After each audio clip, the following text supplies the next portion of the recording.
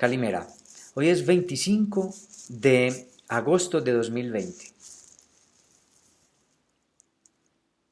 Quiero versar acerca de la propuesta real que tiene el cinismo para la humanidad entera.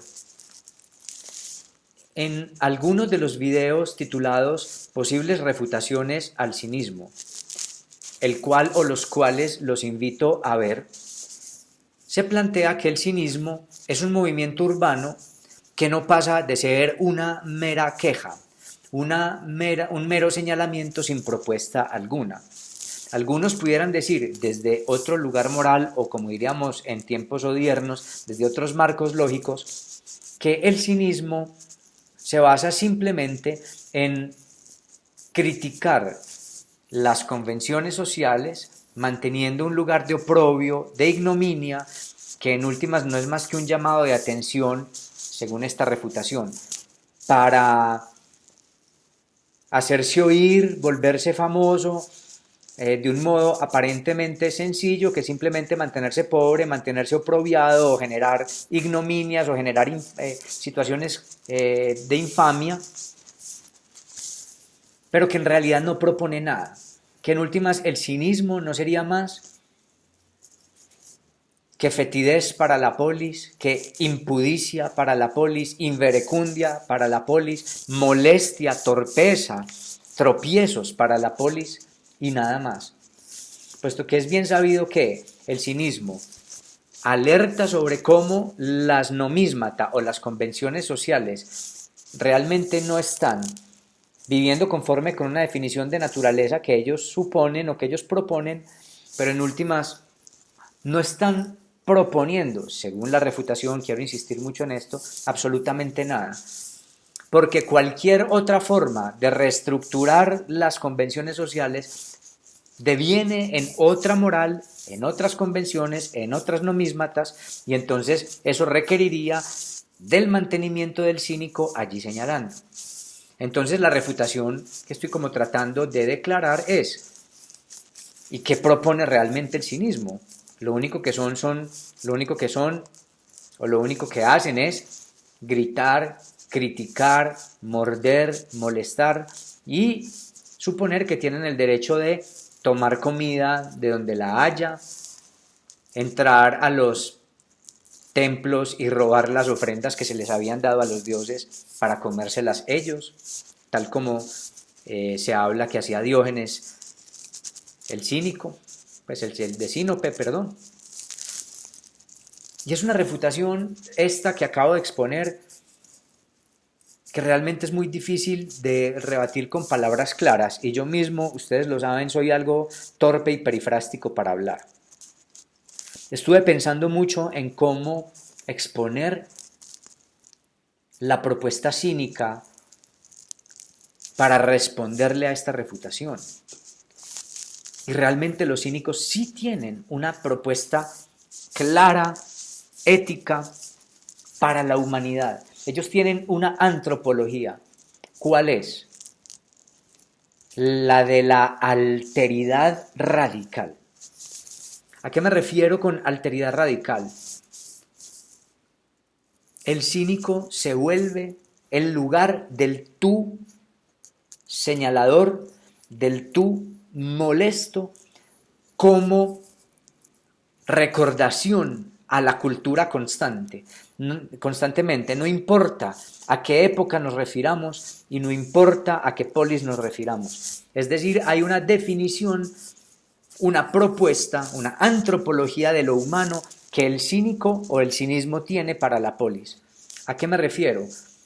Cuando los ciudadanos y los conciudadanos estatuyen sus leyes, erigen las instituciones, establecen unas morales que he llamado lo políticamente correcto, las nomísmatas, las convenciones sociales y demás, en videos anteriores que los invito a mirar.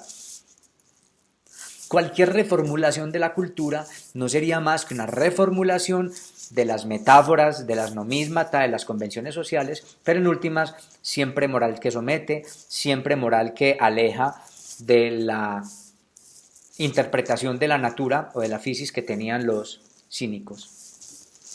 ¿Qué propone el cinismo? Pues me parece que una alteridad radical.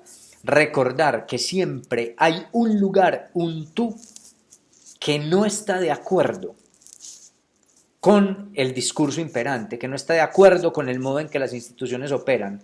Es el tú de la objeción, el tú de la crítica,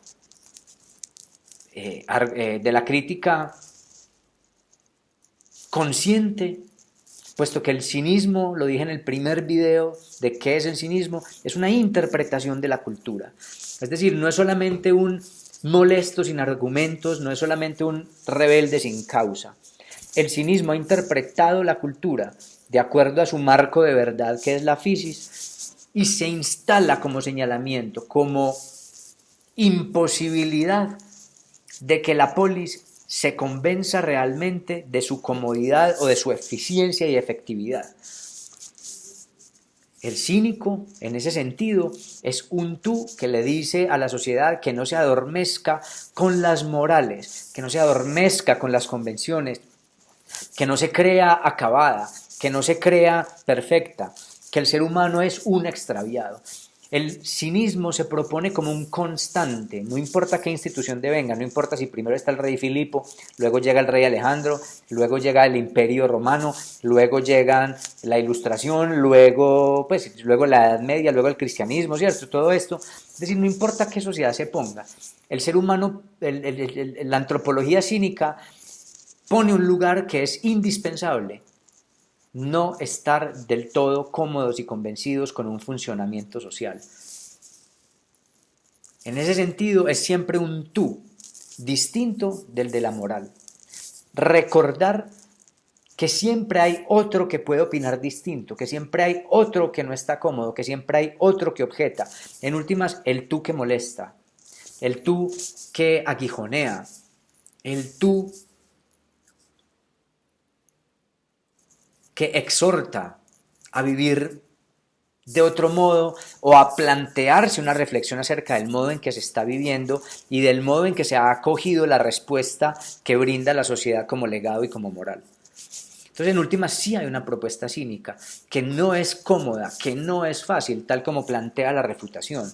No es quedarse quejándose por quejarse, es simplemente establecer que alguien encarne la posibilidad de la incompletitud. La sociedad nunca estará completa porque nunca estará satisfecha, porque siempre al menos va a haber alguien que diga no a las nomísmata, no a la moral, no a ese modo. Quizás estemos extraviados, porque la sociedad siempre llega como, o las morales sociales, las nomísmata, siempre llegan como solución, como respuesta, como planteamiento de felicidad, en últimas como adormecimiento.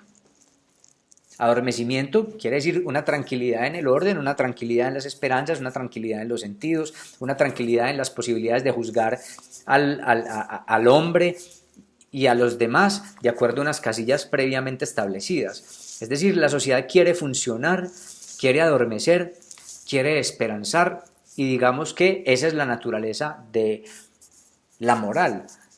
El cínico se establece como un por fuera del adormecimiento, por fuera de la comodidad, por fuera de creernos esas esperanzas. Y plantea un tú como alteridad a la que es imposible subsumir en el adormecimiento de las esperanzas, del sentido, del orden, de las nomísmata. Porque es que lo políticamente correcto intenta, a través de un buen diálogo, convencerte de que te incluyas en los cánones sociales, de que también tu lugar pueda ser parte de las nomísmata, así como se logró que Dionisos entrara en Atenas y tener su propio culto, también tú puedes caber. Pero el cínico dice, no, hay un tú que no cabe, hay un lugar, una piedrecilla en el zapato que hace que el caminar no sea siempre cómodo. Le recuerda a la sociedad que no hay tal plenitud, tal esperanza, tal verdad acabada. Entonces, en últimas, lo que plantea es ser la piedra en el zapato, ser el tropiezo, ser la molestia. En ese sentido, se muestra como fealdad, se muestra como fetidez, se muestra como impudicia, se muestra como ignominia, se muestra como un tiresias, en el sentido de que se hace espejo para revelarle, porque la sociedad quiere Verse en un espejo y verse hermosa, verse terminada, verse perfecta, sentirse orgullosa por ser la plenitud, el culmen de la civilización, de la moral, de la esperanza. La sociedad se alza como esplendor para evitar la angustia. Y el cínico se propone como espejo, pero no para revelar el fulgor que la sociedad, de la cual la sociedad aparentemente quiere convencerse, sino como el reflejo de la humanidad. Hay fetidez en ti. O sea, la encarna Diógenes, por ejemplo, pero es que la encarna Diógenes para mandársela como mensaje a la sociedad. Hay fetidez, hay ignominia, hay impudor. Lo que se plantea como felicidad y esperanza quizás no lo es tal. Piénsese, y pensar es incomódese, muévase. Y no importa lo que llegue, siempre a todo sí que la cultura plantea aparecerá el no cínico. Que ese no cínico es otro sí, un sí cínico para afirmarse en la existencia. Entonces el cinismo sí que propone algo. Lo que pasa es que es una proposición como posición de alteridad radical, pero no la alteridad radical de lo políticamente correcto, que es siempre el del diálogo socrático, o el de, venga, conversemos, usted puede ser convencido, que es un sí al que se puede persuadir, que es muy interesante, sino que se plantea como un tú que siempre se pone, no importa el discurso que devenga de este lado, siempre hay un tú que no encaja. Es como la pieza del rompecabezas que uno no encuentra dónde encajar y dónde meter, pero que hace parte de ese rompecabezas que intenta armarse. ¿Qué hace el resto del rompecabezas con una pieza que aparentemente es sobrante?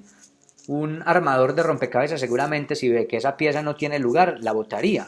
Pues si ya armó la imagen que el rompecabezas planteaba, ¿para qué utilizar esa pieza? La puede botar. Pues que lo interesante es que el cínico muestra que el rompecabezas nunca está acabado, que siempre se nos plantea una imagen ya terminada de la polis y el cínico realmente sí es una pieza que falta, pero es una pieza que no encaja en ese rompecabezas. Es siempre el lugar de mostrar la falta de la perfección humana, porque esa perfección humana no es perfección que va conforme con la naturaleza, sino que es perfección como apariencia.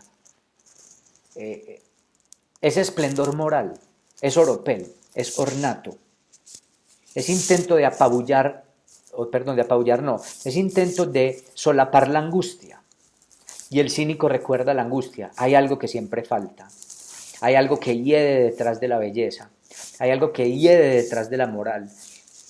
Y a eso lo llamamos dolores, enfermedades, infelicidades o adormecimientos. El cínico plantea que el fulgor social es echar la vida por la borda, es dejar de pensar, es dejar de afirmarse, es dejar de pensarse, es dejar de conocerse a sí mismo. El fulgor de la sociedad tiene un alto precio, la enfermedad y la respuesta que impide pensar. Lugar de vigilancia, lugar donde no cabe la risa y un lugar donde no cabe la inmoralidad y el imprevisto de lo erótico. El cínico con la risa, con la fetidez, con la ignominia, con la molestia, recuerda que algo siempre falta. Y a la intención de plenitud, a la intención de la cabalidad, la falta siempre le es sospechosa, le es insoportable. Tan insoportable que tiene varias opciones. Intentar subsumirla, intentar destruirla, que son dos modos de aniquilarla. Subsumir a la diferencia en la sociedad es un modo de aniquilar la diferencia, o eliminar a la diferencia es un modo de no volver a verla, ¿no es cierto? Entonces, en últimas, la sociedad, que es aparentemente tan políticamente correcta, realmente al subsumir, lo único que quiere es eliminar la diferencia para mantener una sola tiranía que sea funcional, que sea eficiente de algún modo para el marco de verdad que la impone. El cínico, pues, verdad radical de la falta, el cínico, pues, verdad radical de la recordación de los límites del fulgor humano y de las posibilidades de ir más allá de ese fulgor parándose siempre al lado. El cínico no hace parte del rompecabezas, se para al lado del rompecabezas como pieza faltante. Aftaisan, muchas gracias por ver el video. He aquí pues la propuesta cínica propuesta de tú radical, propuesta de paralelismo, propuesta del para. Yo les había dicho en algún video que hay una concienciación y una conceptuación de la preposición griega para en el cinismo. Son una paranomía, un estar al lado de la ley. Y hoy les digo, es estar al lado del rompecabezas. Quizás este símil sea un poco más de ayuda. Kalinistasas, Aftaizan, ya. Muchas gracias y hasta la próxima, si es que hay una próxima.